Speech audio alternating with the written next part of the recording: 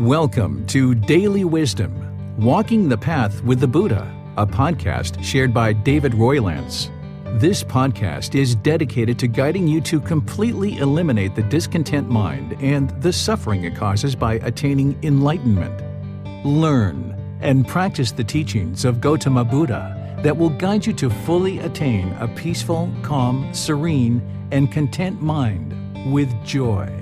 To support this podcast, visit patreon.com/support Buddha or visit buddhadailywisdom.com, where you will discover a full range of courses, retreats, and online learning resources to assist you on the path to enlightenment. Now, here's our teacher to share more.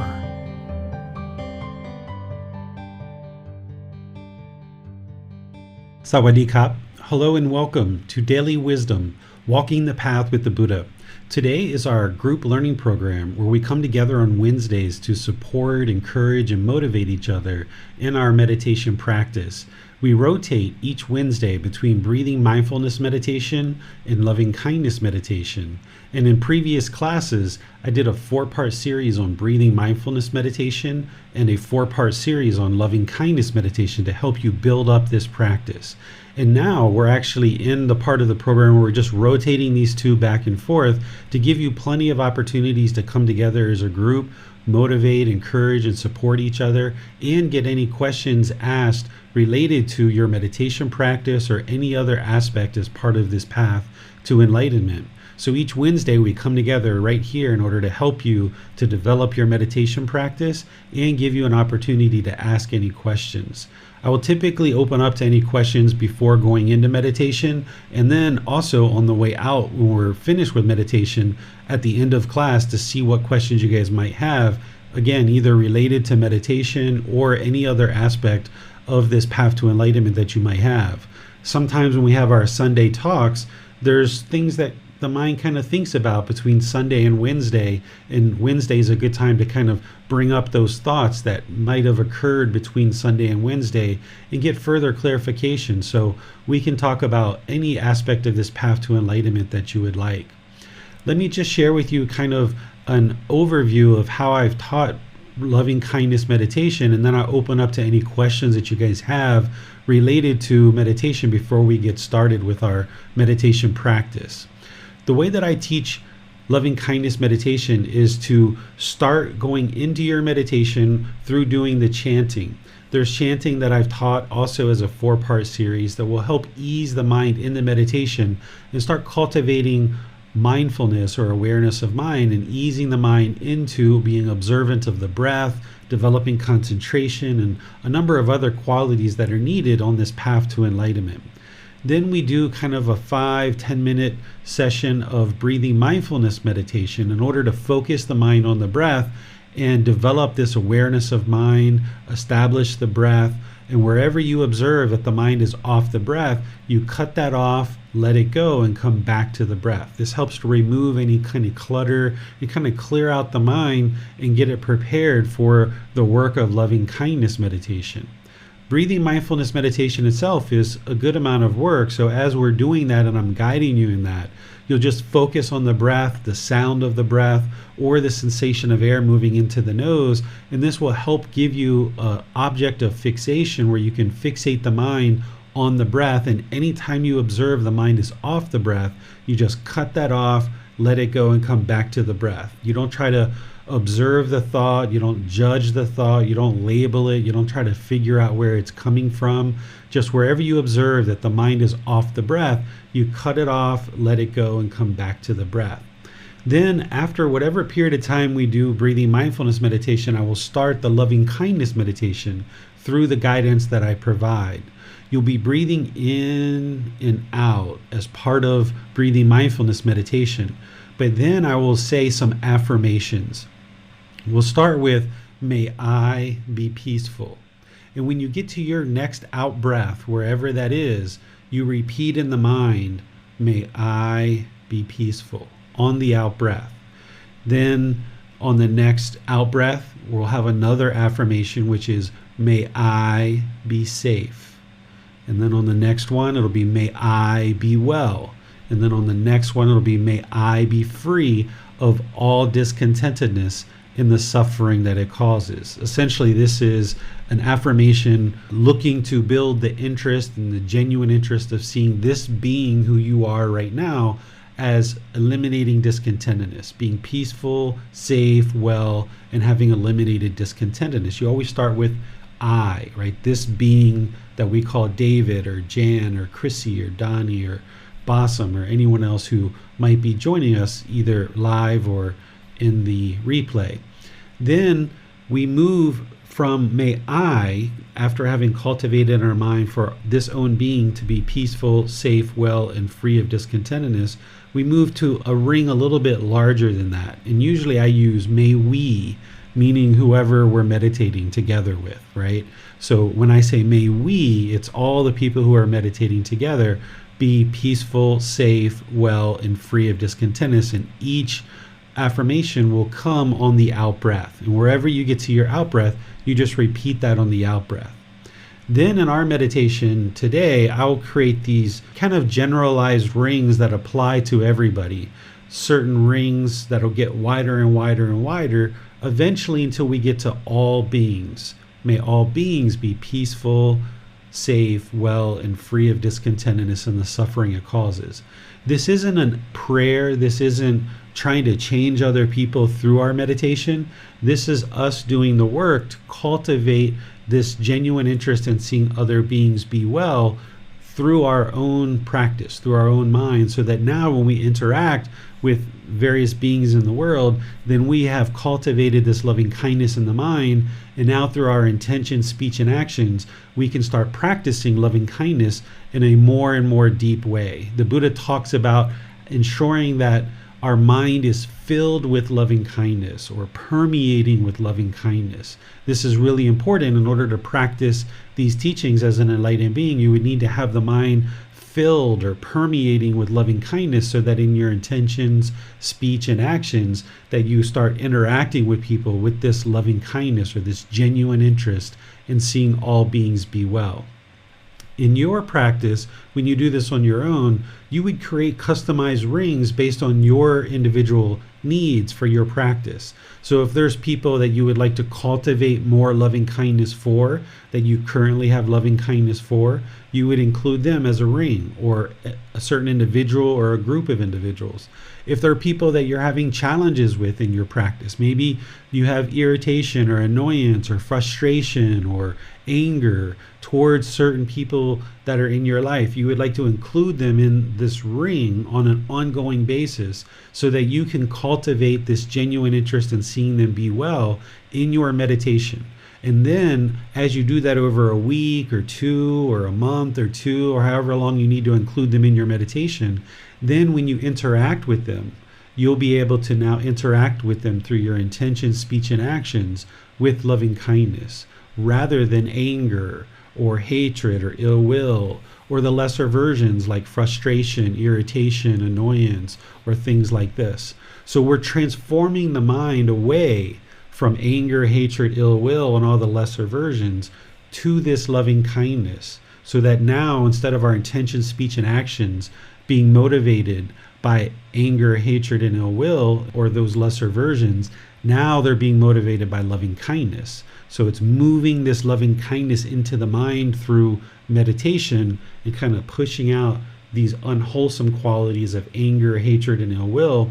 And then now in our daily life, we practice being polite, kind, friendly, and respectful to all beings through our intention, speech, and actions. And now with you now practicing in this new way through your daily activities, now you'll see the results of how people choose to interact with you will slowly start to change, perhaps, if they choose to do that. Or you might end up having so much loving kindness for this being yourself that you might choose to kind of move away from certain people. If there are certain people that are quite harsh or quite aggressive, or they're not interested in having a more conducive relationship where it's built on politeness, kindness, friendliness, and respect, you might choose to now move away from those types of individuals and then cultivate relationships for yourself where people are having a foundation of politeness, kindness, friendliness, and respect. So let me pause here, see what questions you guys have before we start our meditation, because after we do loving kindness meditation, we'll go back to breathing mindfulness meditation for a little while. Then we'll go into chanting and end and open up to any questions you guys might have at the end of our session. So I'll just turn things over to you guys. You can ask questions by putting those into Facebook, YouTube, or Zoom. And then if you're in Zoom, you can electronically raise your hand and ask any questions or follow-up questions directly. Hello, teacher. Last Sunday, we learned about non-self. So here, the first rank of loving kindness meditation, the affirmation used is may I be safe, well. So is there any contradiction here? Yeah, so what it's important to understand is that our English language is somewhat constrained and limited in the way that we can describe certain things. And this is part of the complication that the unenlightened mind has, and one of the reasons why we actually develop this misperception or this misunderstanding or this false mistaken belief that there is a self, because it's really hard to refer to this being that we call David without using the word I. So while we may use the word may I be peaceful, in order to realize non-self, the mind has to get to the point where it understands that even though I use that word may I be peaceful, there is no I here, there is no me, there is no you, that we're referring to this being that we call David, but this language is kind of inadequate in order to fully describe that there's this physical body, there's this mind, these have come together for this existence, but there is no I here. So even though in certain occasions I might say, this is my son Bailan, the mind knows he's not mine, he doesn't belong to me. And therefore, the person can realize non-self, that even though we're using this language, the mind deeply understands that there is no I, there is no my, there is no you. And you can use it in a situation like this with loving kindness meditation if you're able to deeply understand that. Some people choose to just use the name, may David be peaceful, may David be safe for yourself. So for Basam, it would be, may Basam be peaceful, may Basam be safe, for example. And if that helps you to refer to this being that we call Basam, or Dani, or Jan, or any other name, you can use your own name so that you think of it as this being that you're cultivating loving kindness for. But I used the pronoun I because there isn't anything else kind of fitting that would describe what's really going on here, which is this big bag of skin with bones and fluid and muscle tissue and things like this, with this consciousness kind of controlling it all. Thanks, teacher. No more questions for now. All right, so if you guys would like to go ahead and take a position for meditation, usually we do this in the seated, lying, or standing position for loving kindness meditation. We wouldn't do loving kindness meditation in the walking position, but the seated, standing, and lying positions are positions that are typically used for loving kindness meditation. For seated, that means your lower body is going to be comfortable. If you're on the floor, you might cross your legs lightly, put something under your rear to get that up and lessen the angle at the hips, knees, and ankles. And then the hands and arms should just be resting comfortably in the lap. The Buddha put his right hand over top of left with the thumbs together and then put that in the lap. If that's helpful for you, you can do it that way. But for not everybody, that is comfortable. So it's not required that you put the physical body in exactly the same position as the Buddha or as every other person, because that's impossible. So you find what's comfortable for you, and if your hands are more comfortable on your thighs, on the knees, or the armrest of a chair, go ahead and do that if you're sitting in a chair. But your lower body and hands and arms should be completely relaxed, and the muscles should be unengaged during meditation. The upper body should be erect. The spine should have the muscles erect around the spine. This helps to keep the mind attentive and alert. The Buddha talks about keeping the spine erect, or the upper body erect, during meditation. And what this does is it helps to keep the mind attentive and alert during meditation so that you can do the work during meditation. Meditation isn't a time for us to zone out or just kind of indulge in thoughts or try to figure out our problems or anything like that. It's an active, dedicated, purposeful training session where we're actively training the mind. So keeping the upper body erect allows us to keep the mind attentive and alert during the meditation. Next, you would like to just close the eyes and start breathing in through the nose and out through the nose. Nice, natural breath. Breathing in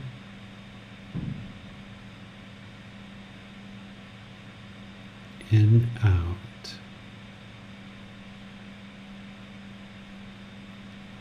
Breathing in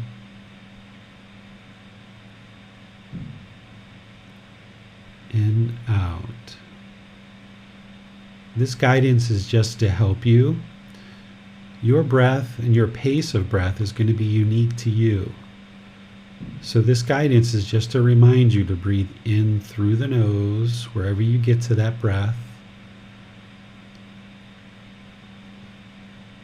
and out through the nose wherever you get to that breath.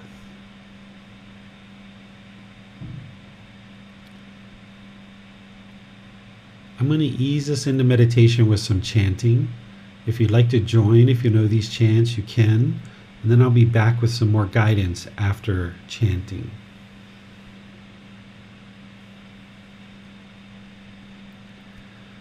Arahang Samma Sambuddho Bhagava Bhutang Bhagavanang Abhivateyami Savakato Bhagavata Tammo Dhammang Namasami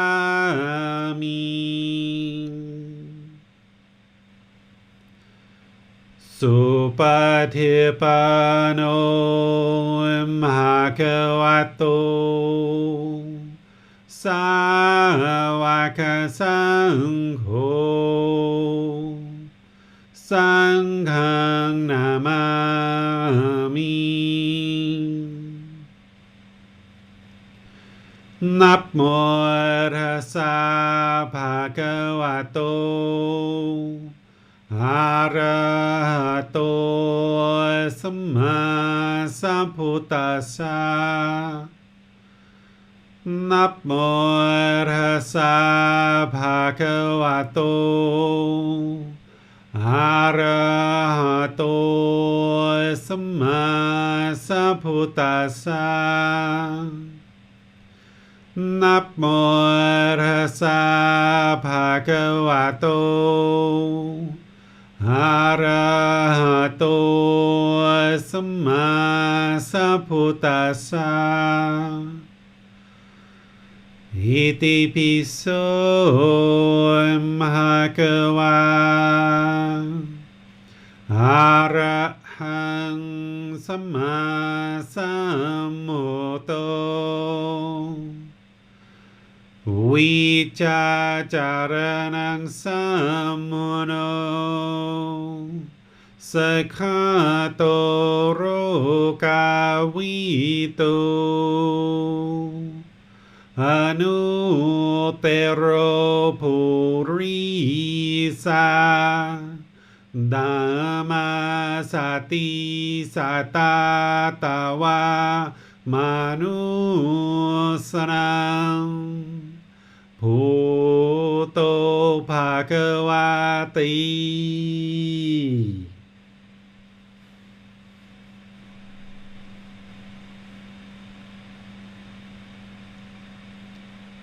Okay, take some deep breaths in through the nose. Nice natural breath. Full inhale, experiencing the full breath.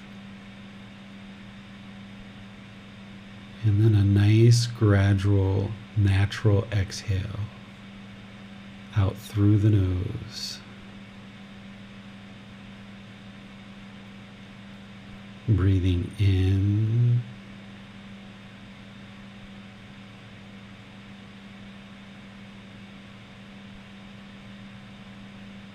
and out.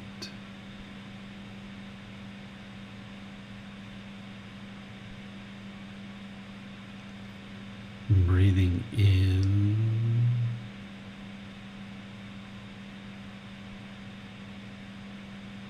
and out. Start fixating the mind on the breath, the sound of the breath, or the sensation of air moving into the nose. The breath is the present moment. Fixate the mind on the breath.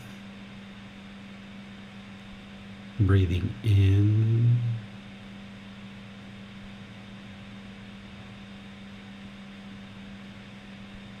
and out.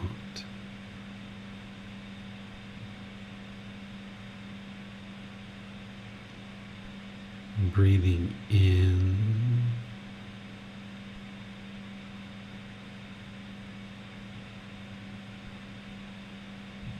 and out.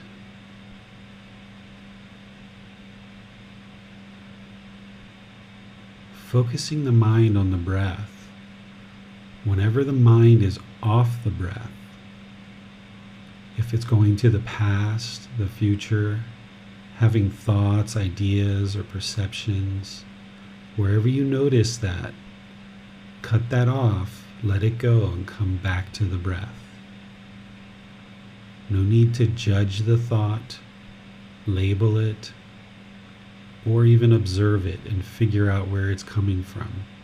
Just wherever you notice that the mind is off the breath, cut it off, let it go, and come back to the breath, the present moment. Breathing in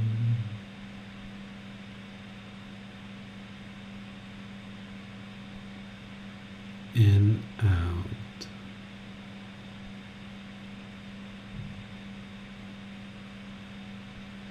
Breathing in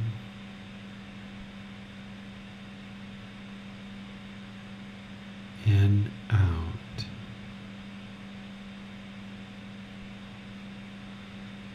I'm going to be quiet now. Let you do this work with breathing mindfulness meditation. And then I'll be back with guidance for loving kindness meditation. You have nowhere to go.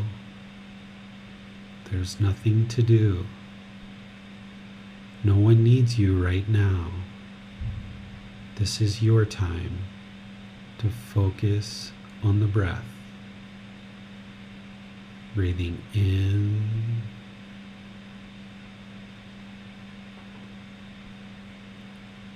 and out.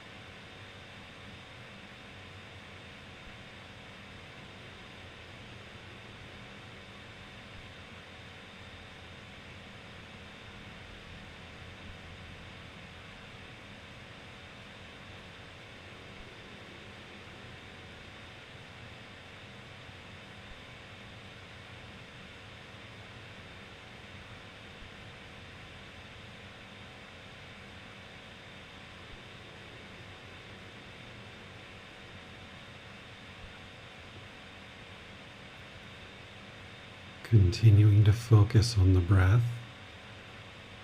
breathing in through the nose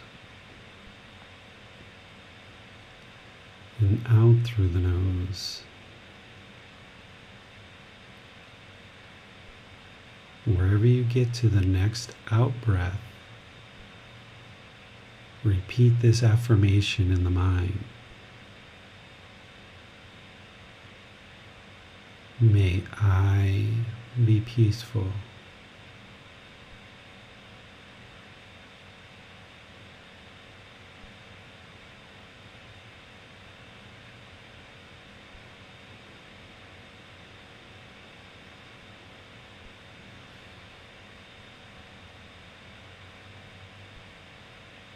May I be safe.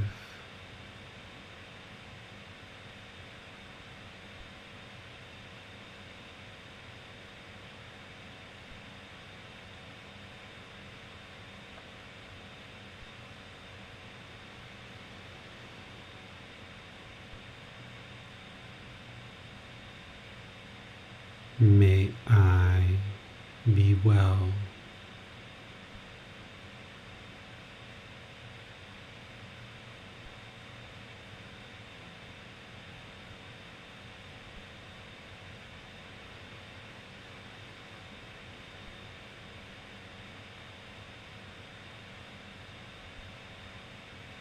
May I be free of all discontentedness and the suffering it causes.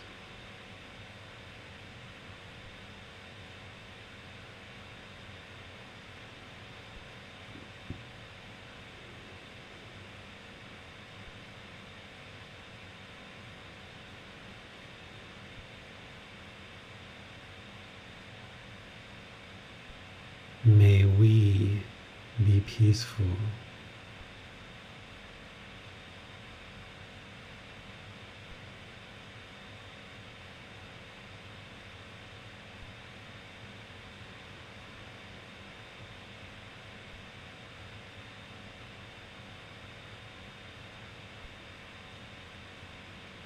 May we be safe.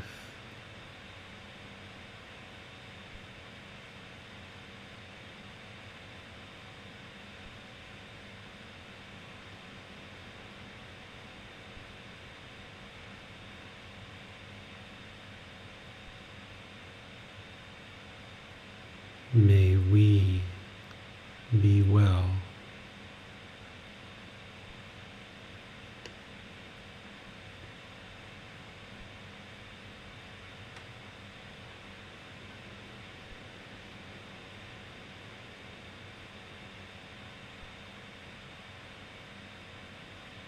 May we be free of all discontentedness and the suffering it causes.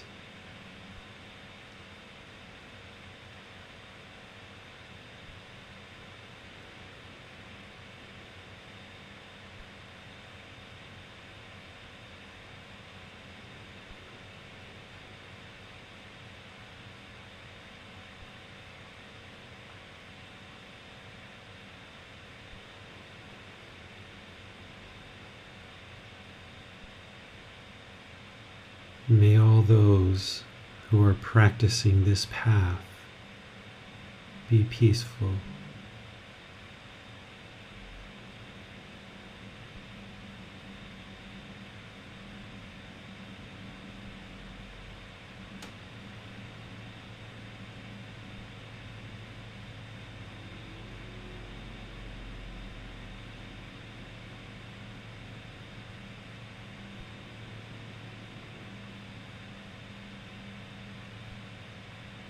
May they be safe.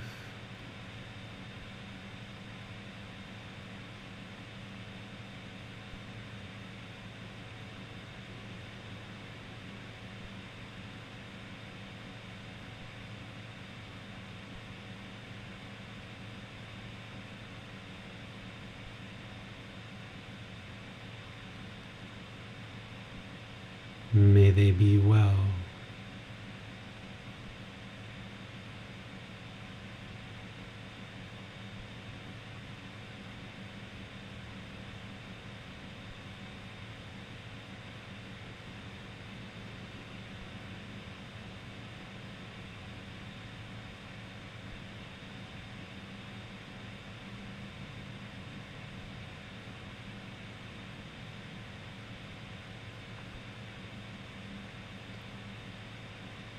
May they be free of all discontentedness and the suffering it causes.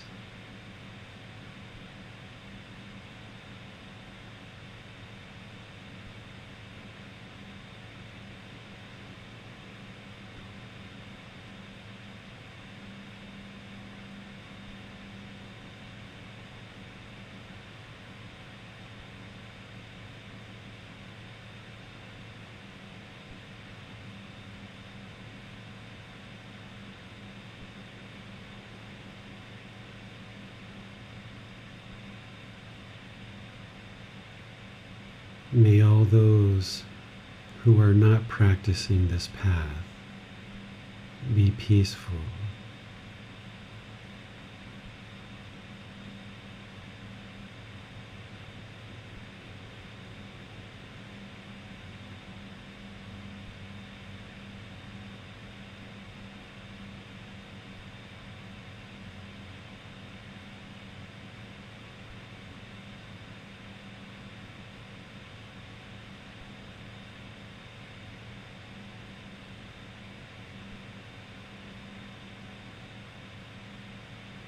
May they be safe.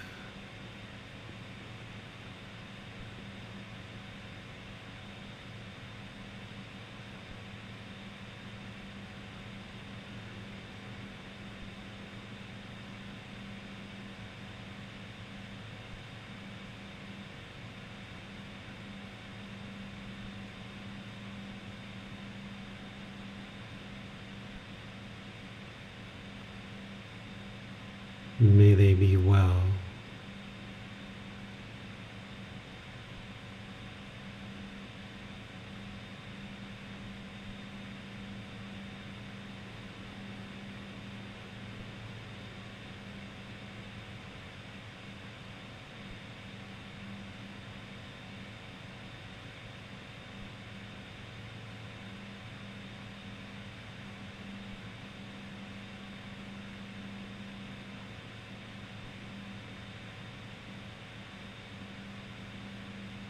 May they be free of all discontentedness and the suffering it causes.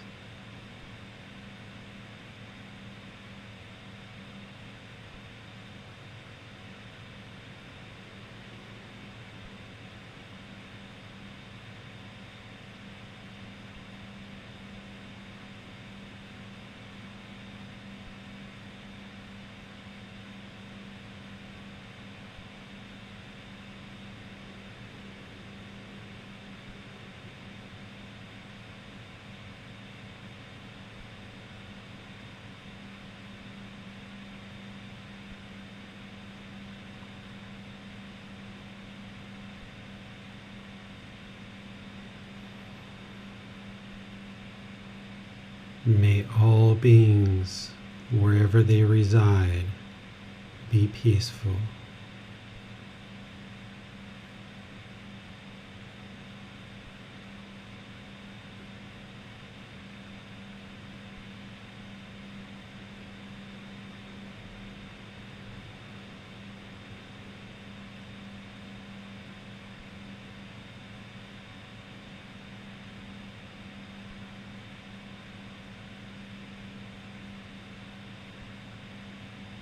May they be safe.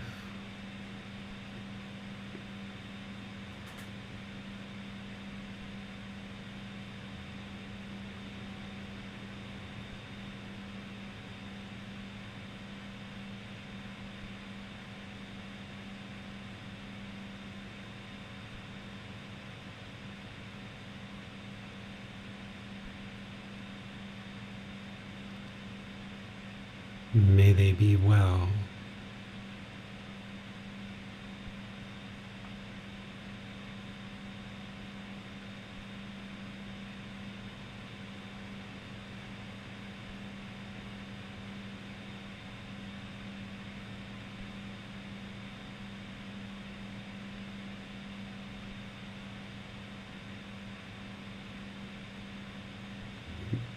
May they be free of all discontentedness and the suffering it causes.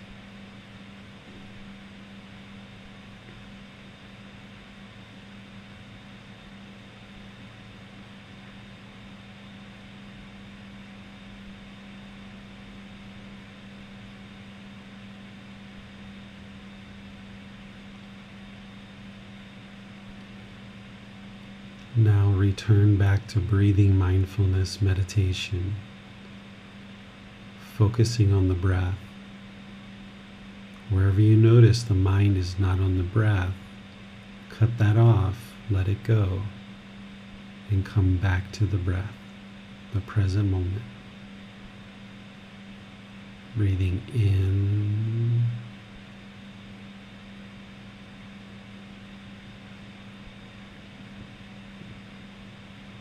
and out.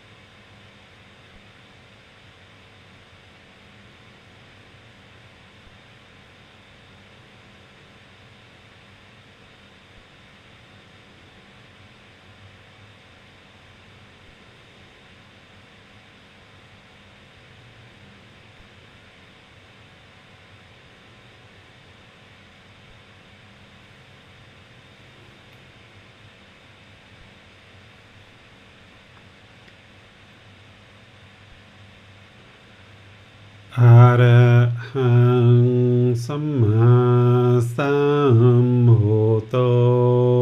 Bhagava Bhutang Bhagavantang Apivateyami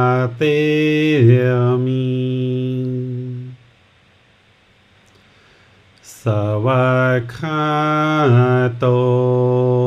Bhagavata Tammo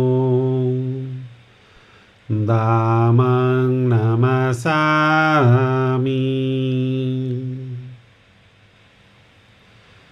Supatipano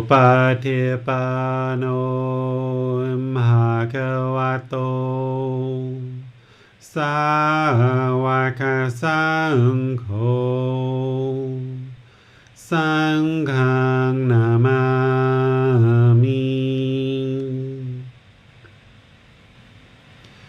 Namo Tassa Bhagavato Arahato Samma Sambuddhassa Namo Tassa Bhagavato Arahato Samma Sambuddhassa Namo Tassa Bhagavato Arahato Samma Sambuddhassa Iti piso Bhagava Arahang Samma Sambuddho Vicacaranang Sammuno Sakhato Rokavito Anutero Purisa Dhammasati Satatawa Manusanam Bhuto Bhagavati.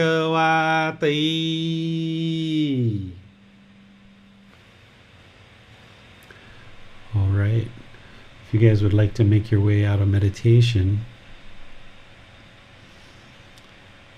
doing breathing mindfulness meditation, the Buddha described it as being the number one best thing that we can actually do for our mind. He prioritized breathing mindfulness meditation as the top priority. And in terms of developing wholesome results or wholesome outcomes, he describes breathing mindfulness meditation as the number one best thing essentially that we could do for our own mind, for our life practice, or for anything that we decide to do in the world. And then he described loving kindness meditation as being the second most important or best thing that we could ever do in terms of our decision making that leads to wholesome results. So today, if you have done this breathing mindfulness meditation and loving kindness meditation, that means you've done the two most important things that the Buddha described as improving the condition of our mind and improving our ability to have wholesome outcomes in our life. There's many decisions that we make in a given day, but making the decision to do breathing mindfulness meditation and or loving kindness meditation is the absolute best thing that we could ever do, because we're transforming the mind to now practice in a way that it's more pure, and it's eliminating this pollution of craving, anger, and ignorance or unknowing of true reality. So I would like to just turn things over to all of you to see if there's any questions from Facebook, YouTube, or Zoom. You can put those into the comment section, or you can raise your hand electronically and ask any questions that you like. Well, it seems that in some cultures, people are taught that loving ourselves is a kind of selfishness, pride or conceit. Do you agree with this? I don't agree with that. If we don't have love for ourselves, then we can't have love for other people, true love. If we're disparaging ourselves, if we have this negative self-talk, then we aren't well. And if we go around just constantly trying to take care of other people, but we lack our own needs and we're not taking responsibility for our own needs, then that means eventually the gas tank's going to get empty and we're no good for anybody. So it's not selfish to take care of this being. It's ensuring that this being is here and available, and that we have the things that we need in order to sustain our life. The Buddha did the same thing when he talked about prioritizing our practice. He always talked about focusing on our own practice first, and then he never said that we should go out and try to force others or attempt to convince others to practice these teachings, but instead that we should focus on our own practice. So if we're not whole ourselves, then we can't be there to help other people when other people need our help. So it's important that we focus on our own practice and make sure that we are whole ourselves, because there's plenty of hours in the day, and it's not a either or situation. It's not take care of yourself or take care of other people. You can do both. You can ensure that you're taking care of yourself, so that then for your kids, your life partner, your colleagues, your boss, your friends, your family, other people have this individual, you, that you've taken care of yourself. Now you're able to be available for other people should other people seek your guidance or your support. But if you weren't taking care of yourself and only trying to take care of everyone else, then you're not going to have what you need. You're not going to be whole. So it's utterly important that we prioritize taking care of ourselves and making sure that we're whole before we go out into the world. And that's why I suggest people to start with meditation in the morning being one of the first things that you do as part of your morning, and then also in the evening as well. And then if you have time in the middle of the day, you can do a session in the middle of the day, so you have 2 or 3 sessions per day. But if we don't take care of ourselves, then there's just no way that we have what we need to be of any use to anybody else. Is there a difference between love that we have for those who are close to us, family members, wife, husband, children, and love that we cultivate towards people whom we do not interact with or we didn't have ever seen before? When we don't understand what true love is, there is a difference, because we oftentimes misunderstand craving, desire, attachment, and we're calling that love. And we oftentimes feel that we fall in love with people and out of love with people. But this is really just expectations and conditions that we have, and that when our expectations are met, we say we love this person. And when the person's not meeting our expectations, our conditions, then we say we don't love them anymore. This isn't actually love. This is craving, desire, attachment. This is selfishness. This is selfish desires. But when we practice true love, which is a genuine interest in seeing others be well and be peaceful, now we can actually love everybody equally. Of course, we have certain things that we do differently for our own children versus other people's children, or for our own family or life partners. We do things differently with them in terms of, if our life partner or our child is sick, we're going to take them to the doctor. We're going to purchase medicines. We're going to make sure that we care for them in a certain way, with a interest in seeing them be well and peaceful. These other beings who are friends or coworkers, we still have a genuine interest in seeing them be well and peaceful, but in terms of our roles and responsibilities and the activities that we partake in their life is different, because our role is different. We're a friend versus a family member. So with family and friends and other people in our life, we can love everybody equally, having a genuine interest in seeing them all be well and peaceful. But the role that we fulfill in each other's life is very different depending on our relationship with that person. So the role is different, but the love should be the same. Have the same genuine interest in seeing all beings be well and peaceful amongst all human beings. On Facebook, we have a question from Denise. Can it be said, may this being be well and peaceful? Yeah, you can include 2 affirmations like that in the same line. What's important is that whatever affirmations you create, that they're non-burdening. They're not burdening somebody with having to be able to do something. Not that we could do that anyway.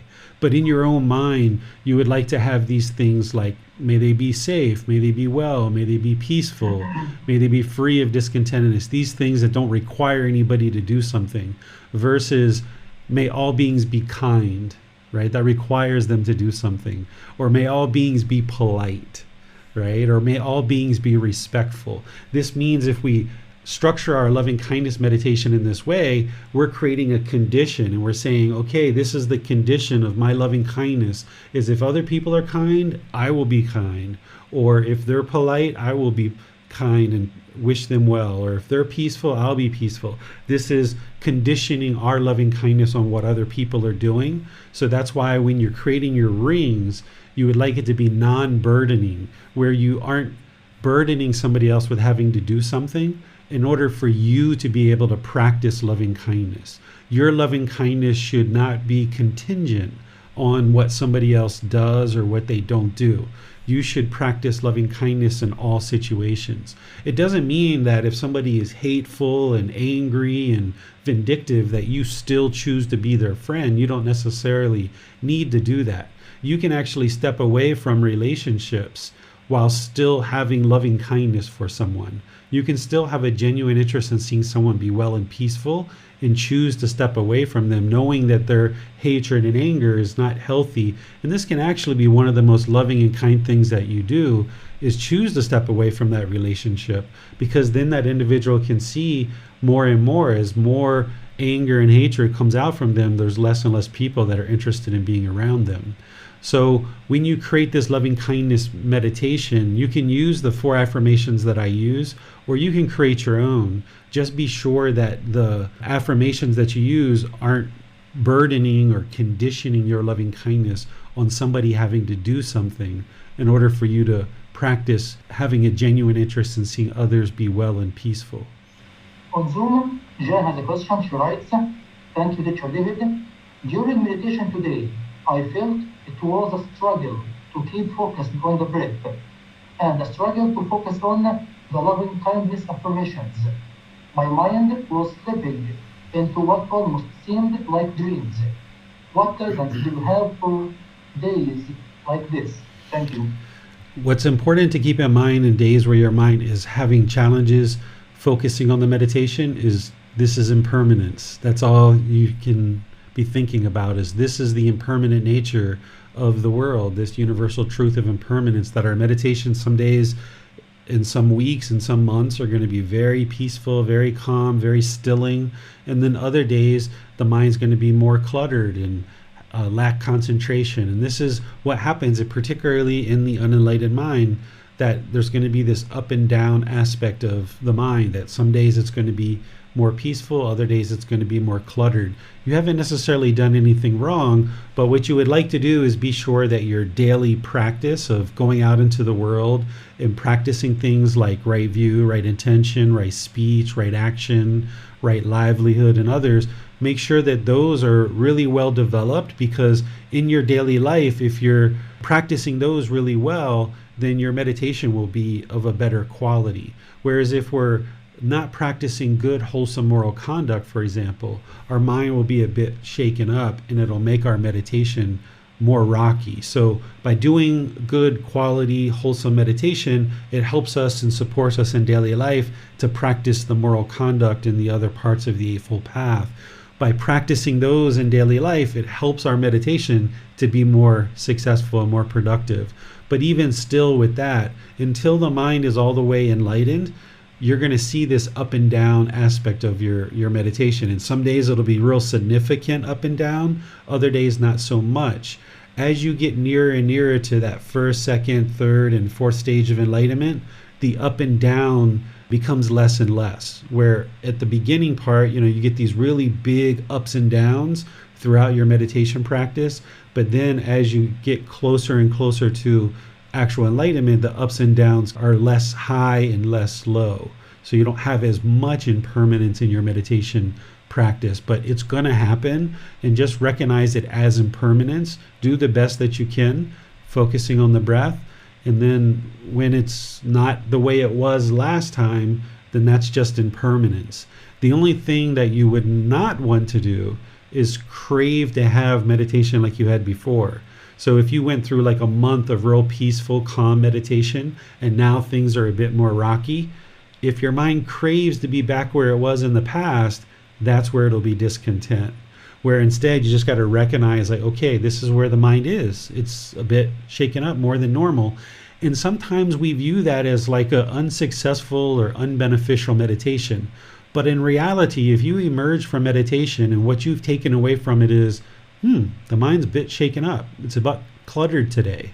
That's awareness of mind. That means you know your mind's a bit more cluttered than normal. And now, as you're going through your day, you kind of recognize that, you're aware of that, and you take your time more with various activities that you're involved in, and you pay really close attention to all the other factors of the path, ensuring that you really are working with right intention, right speech, right action, and all these others.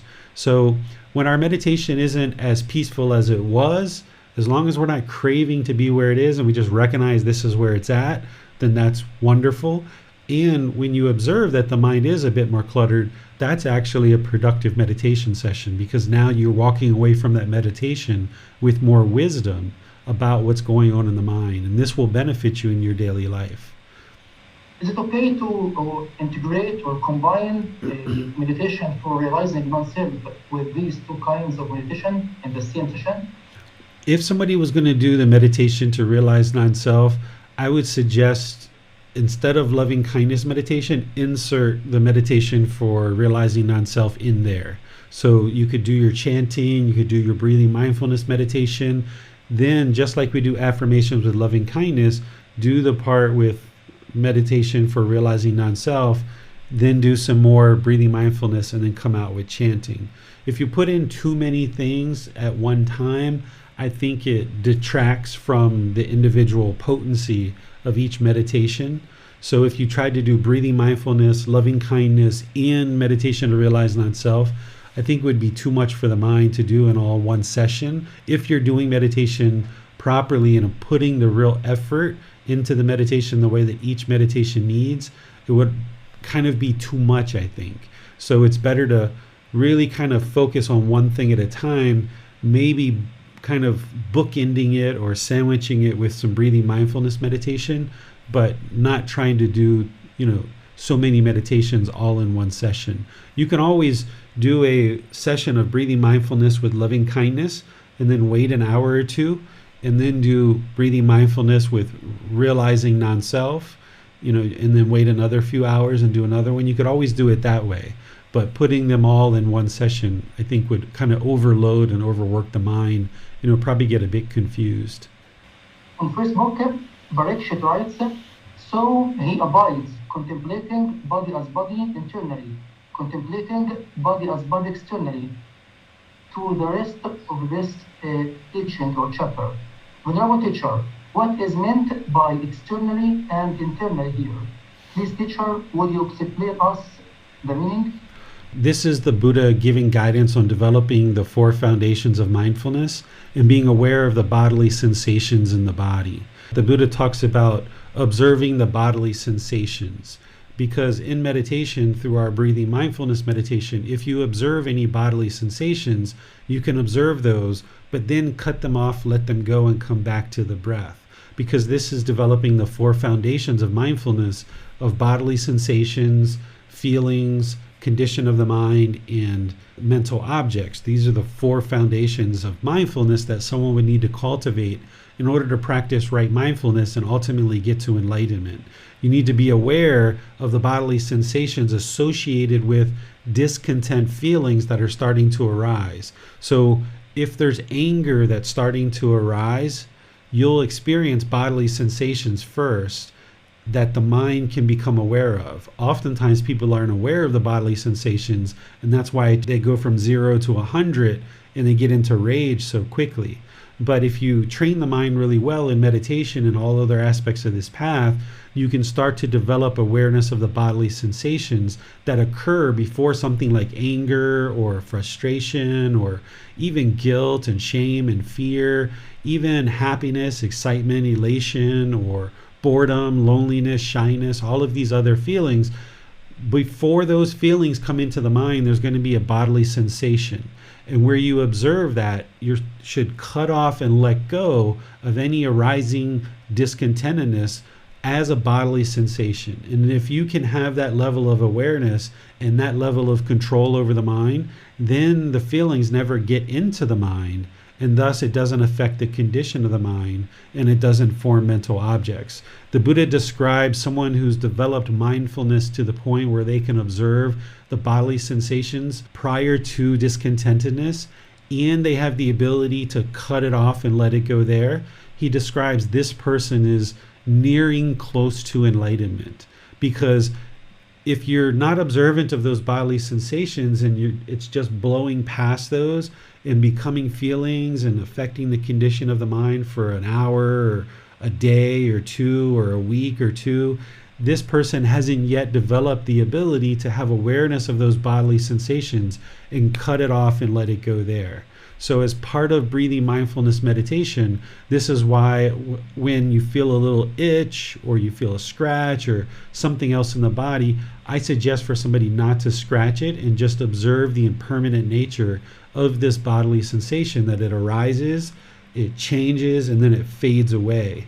And if you can start developing that as part of your meditation, then in daily life it becomes easier for you to be aware of these bodily sensations that are arising when something like anger is coming, or frustration, or any of these other discontent feelings, whether they're pleasant feelings, painful feelings, or feelings that are neither painful nor pleasant. And being able to observe it there as bodily sensations and cut it off, this person is nearing close to enlightenment. There are sensations experienced by the body of love while practicing loving kindness meditation. Is this cultivating of love towards others, and we should welcome this, or we also should cut it off? When you're in loving kindness meditation, if you're feeling kind of loving kindness permeating in the mind, there you would let that keep permeating. It's very different than breathing mindfulness meditation. In breathing mindfulness meditation, we're cutting things off, we're letting it go, we're coming back to the breath. This is training the mind to eliminate craving, desire, attachment.